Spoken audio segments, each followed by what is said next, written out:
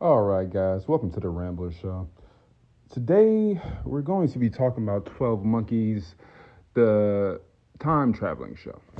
I remember watching this show a few years back. I remember it being compared to Dark. However, I feel like 12 Monkeys kind of stands on its own feet. While focusing on time travel, it also focuses on the comedy part as well. While Dark, the time travel show, definitely lives up to its name. For every comedy joke, there's about 1,000 serious and dramatic lines. I remember trying to rewatch Dark a second time a few months ago, and even though it was still interesting, it was kind of hard to make it past season two. Matter of fact, I felt like season two was a slogfest. However, I did not feel this the first time watching Dark. So I decided to watch 12 Monkeys. I came across it on Hulu, just browsing anything, trying to find something to watch. And that's when I recalled watching that. I decided to give it a shot, see if I can enjoy it a second time.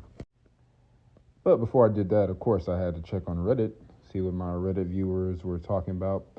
They say watching 12 Monkeys as a second time is also interesting. The Reddit viewers say that it holds up and that you will notice clues and hints directing and foreshadowing that a certain event is going to happen in the future, the past, and the present.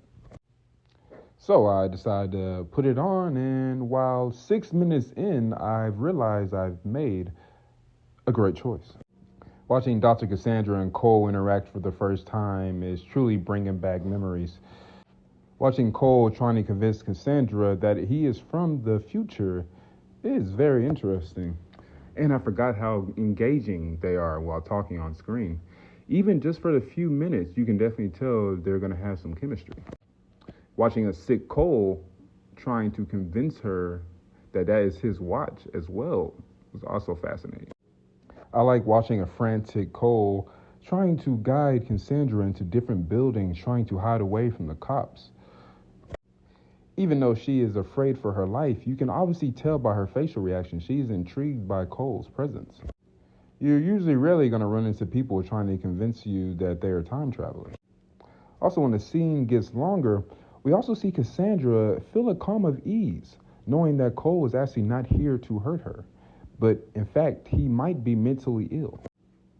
While Cole is rough with Cassandra because he is in need to hurry to give her the information that she needs before he disappears, you can definitely tell he does not want to hurt her, but he needs her to understand the situation, and that is a dire situation. We see Cassandra trying to talk and reason with him by asking his name. Of course, Cole doesn't think of anything. He tells her his name right off the bat. I mean, usually you don't tell your name when you're kidnapping somebody. However, the circumstances are different this time. We have a scene where Cole presents the watch that Cassandra has been wearing her whole life. She even mentions that watch looks just like mine's. And he responds saying, "That is yours, dummy." I'm paraphrasing. Cole brings out his knife and starts cutting the watch. That is when we notice the lights start flickering.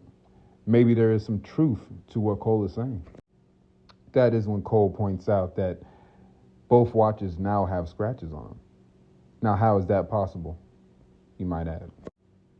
However, when the police start drawing in closer, he goes towards another alley where there's a trash can. As the cops are getting closer, you hear Cassandra and Cole arguing back and forth.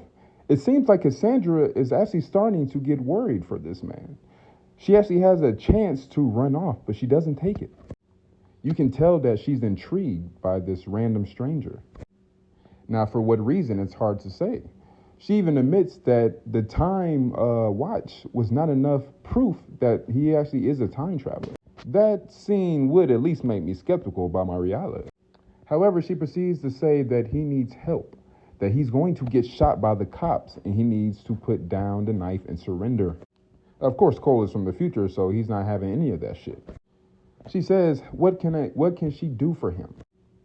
He tells her, basically, "I want you to believe me. And if you do, in the next 2 years, I want you to meet me in a hotel lobby." That is when we see Cole start to shiver, and he says it's happening. And that's when he gets shot as well. The lights start flickering. You can tell he is about to disappear. And when he does, I was shocked, even though I've seen this scene. Watching the build-up was just kept my mouth wide open. I was just stunned because you know it's coming, but you're still shocked by how they pull it off. At the end, you see Cassandra's face also drop. I'm pretty sure like majority of the audience. She cannot believe what she just witnessed. For heaven's sake, she thought this man was crazy for the past few minutes, and then he actually disappears. Now she's questioning her own reality. Maybe he's not crazy. Maybe I'm the crazy one. All right, guys, so I just want to give you a little taste of the 12 Monkeys, just in case you have not watched the show or you are thinking about rewatching it, but you don't want to put in the time. I understand it's a long series, but I gotta say, I'm feeling drawn back in after these first 6 minutes.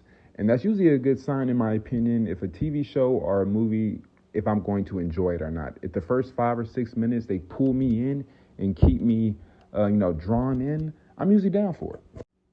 So, you're hearing it from me again. I suggest watching 12 Monkeys. It's on Hulu right now. Give it a shot. All right, guys, I'll see you next video.